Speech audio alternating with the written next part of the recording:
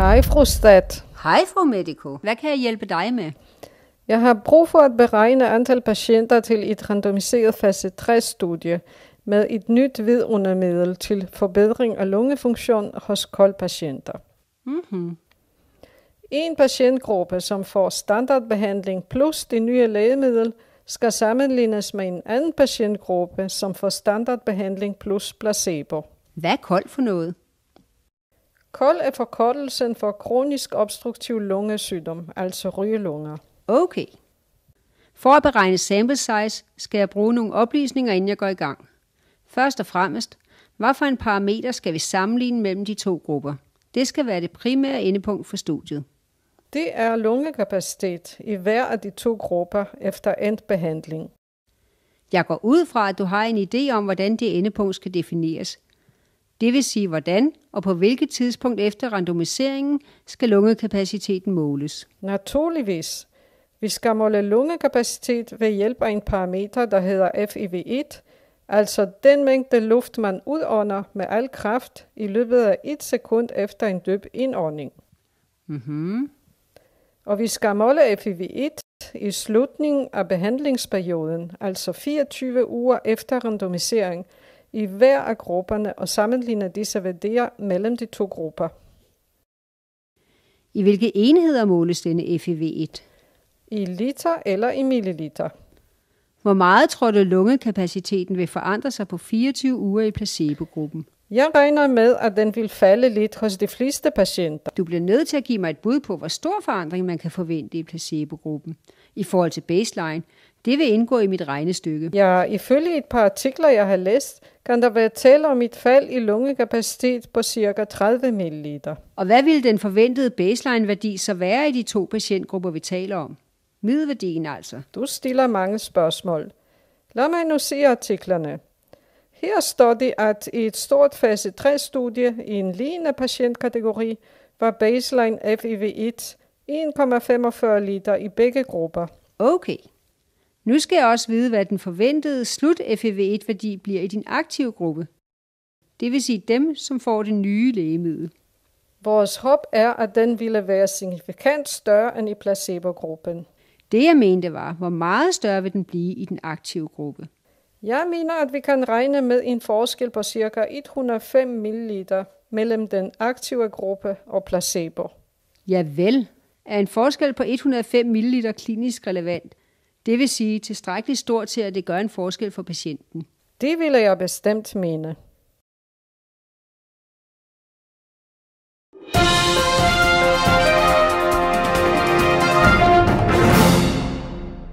Fint, men mine spørgsmål slutter ikke her. Nu vil jeg høre, hvor stor standardafvigelse fra middelværdien du forventer i henholdsvis placebogruppen og i testgruppen. Standardafvigelse.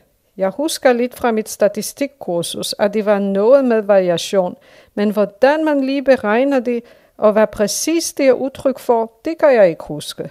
Du har helt ret i, at standardafvigelse er et mål for variation. Det indgår i min formel for sample size beregning. Variation på hvad? På selve middelværdi af FEV1 målt ved slutningen af treatment. Vi er interesseret i en middelværdi for hver af de to patientgrupper, og til den middelværdi hører en standardafvigelse. Du skal fortælle mig, hvilken standardafvigelse vi skal regne med for hver af grupperne. Og hvor skulle jeg vide det fra? Fra de tilgængelige data, for eksempel fra publicerede artikler med lægemidler inden for samme indikation. Jeg har fundet 2 artikler, men jeg har kun standardafvigelseværdier ved baseline her. Det varierer fra 400 til 500 ml i placebogruppen, og de samme i den aktive gruppe. Hvilken af de 2 standardafvigelseværdier skal vi vælge? Ja, du kan vælge den største standardafvigelse for at være konservativ. Vi må jo antage, at standardafvigelsen ved behandling slut vil ligge tæt på standardafvigelsen ved baseline, og så bruger vi bare baseline-værdierne i stedet for. Okay, altså vi vælger standardafvigelse på 500 ml i begge grupper.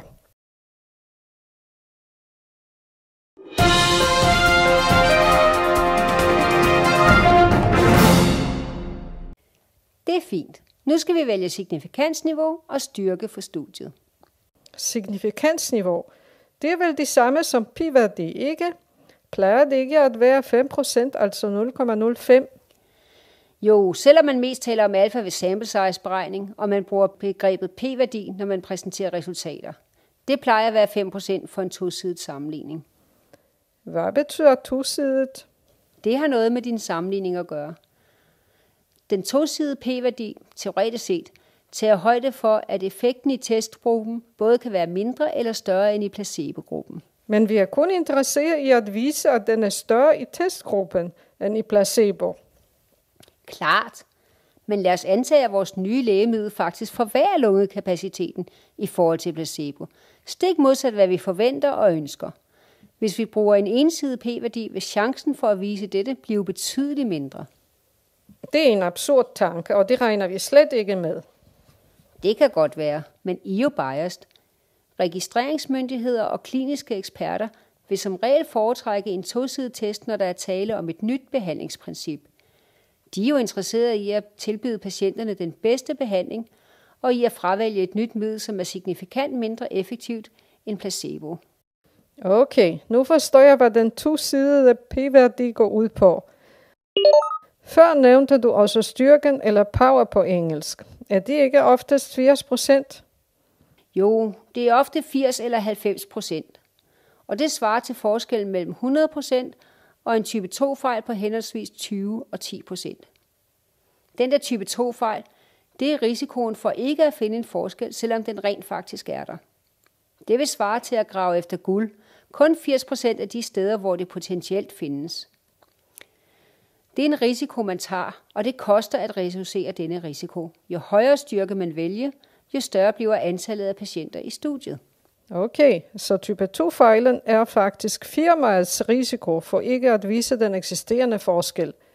Så hvis et firma ikke har råd til at inkludere mange patienter, kunne man nøjes med mindre antal og blot acceptere, at styrken bliver mindre, for eksempel 70%. Har jeg ret? Delvist. Sådan en lav styrke ville være acceptabel for et proof of concept studie, men ikke for et pivotal studie. Det er ikke etisk forsvarligt at spilde patientressourcer, og heller ikke økonomisk forsvarligt at bruge firmaets midler på et studie, som har en stor chance for at være inkonklusivt og som kan misfortolkes. Hvis ikke du finder guldet, er det så fordi det ikke fandtes, eller fordi du kun undersøgte 70% af de potentielle guldminer. Det er det handler om. Okay, vi skal altså have en styrke på 80% og en tosidet alfa på 5%.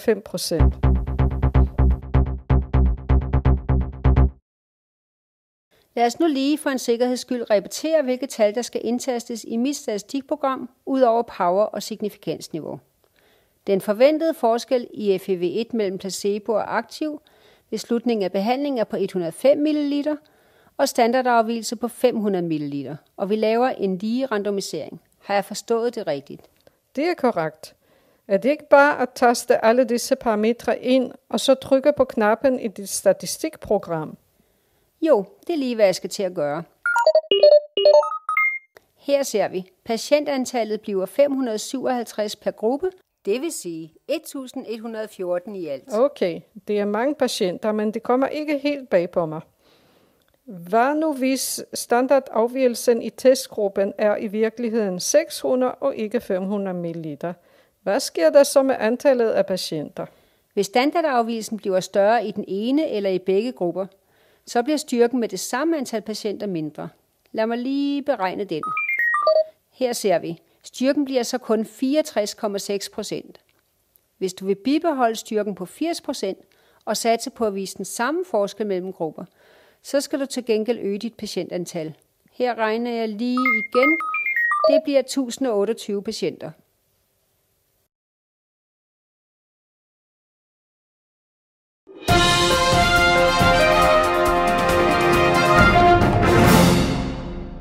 Jeg kan forstå på det hele, at hvis den nye behandling øger lungekapaciteten i forhold til placebo med kun få milliliter, så selvom resultatet kan være højt signifikant, så er den kliniske gevinst stadigvæk beskeden. I så fald er det måske ikke værd at betale for de nye lægemiddel, medmindre de har andre fordele, for eksempel bedre safety-profil. Præcist, det er helt korrekt. Så den klinisk relevante forskel, vi vælger for et givet studie, er faktisk en blød parameter i sample size-beregningen, en slags elastik. Det vil sige, at hvis jeg kun har råd til at inkludere 200 patienter i et randomiseret fase 2-studie, vælger en p-værdi på 5% og styrke på 80%, så kommer der en forskel ud af beregningen, som vi kan argumentere for ville være relevant. Jo, men hvis det, der kommer ud af beregningen, er en stor forskel, så skal man vurdere, om en sådan forskel er realistisk at påvise, givet hvad vi nu ved om lægemidlet. Ellers er vi i samme situation, som når vi har for lav styrke. Det vil sige, at studiet vil sandsynligvis ikke blive konklusivt. Men man bruger jo denne metode i nogle studier. Ja, men det er en lidt omvendt fremgangsmåde. Det kan bruges til fase 2 proof of concept studier. Nu forstår jeg, for at beregne antal patienter for et studie, hvor man sammenligner 2 middelværdier, skal man bruge alle disse parametre. De 2 forventede middelværdier med hver sin standardafvigelse, styrke og signifikansniveau. Juhu, jeg har lært noget nyt. Ved jeg nu alt om sample size beregning? Desværre. Det her var bare et nemt eksempel. Med 2 grupper, sammenligning af middelværdier og en lige randomisering. Man skal også kunne beregne sample size for et studie, hvor man sammenligner proportioner, eller tiden til en bestemt hændelse, hvor man har flere end 2 grupper, eller hvor man har en skæv randomisering. Men det er en længere historie. Og jeg troede lige, at jeg kunne undvære statistikere fremover. Nej. Jeg tror, at det er begyndelsen på et meget smukt samarbejde.